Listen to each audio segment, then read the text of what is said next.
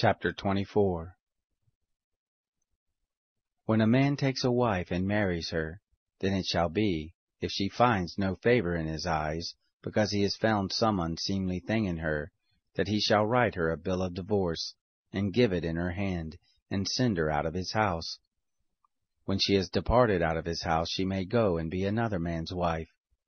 If the latter husband hate her, and write her a bill of divorce, and give it in her hand, and send her out of his house, or if the latter husband die, who took her to be his wife, her former husband, who sent her away, may not take her again to be his wife, after that she is defiled, for that is an abomination before the Lord.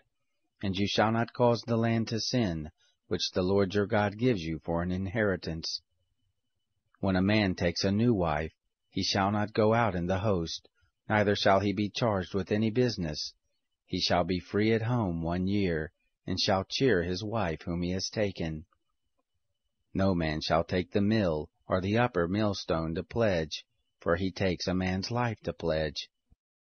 If a man be found stealing any of his brothers of the children of Israel, and he deal with him as a slave, or sells him, then that thief shall die. So shall you put away the evil from the midst of you. Take heed in the plague of leprosy, that you observe diligently, and do according to all that the priests the Levites shall teach you, as I commanded them, so shall you observe to do. Remember what the Lord your God did to Miriam, by the way as you came forth out of Egypt. When you do lend to your neighbor any manner of loan, you shall not go into his house to get his pledge. You shall stand outside, and the man to whom you do lend shall bring forth the pledge outside to you. If he is a poor man, you shall not sleep with his pledge. You shall surely restore to him the pledge when the sun goes down, that he may sleep in his garment and bless you, and it shall be righteousness to you before the Lord your God. You shall not oppress a hired servant who is poor and needy, whether he be of your brothers, or of your foreigners who are in your land within your gates. In his day you shall give him his hire, neither shall the sun go down on it, for he is poor, and sets his heart on it, lest he cry against you to the Lord, and it be sin to you. The fathers shall not be put to death for the children, neither shall the children be put to death for the fathers. Every man shall be put to death for his own sin.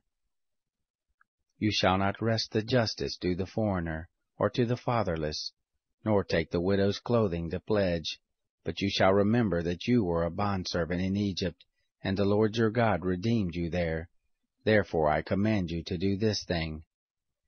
When you reap your harvest in your field, and have forgot a sheaf in the field, you shall not go again to get it.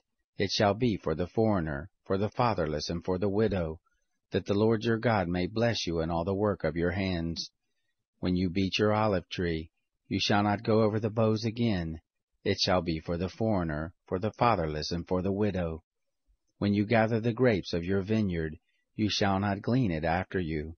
It shall be for the foreigner, for the fatherless, and for the widow. You shall remember that you were a bondservant in the land of Egypt. Therefore I command you to do this thing.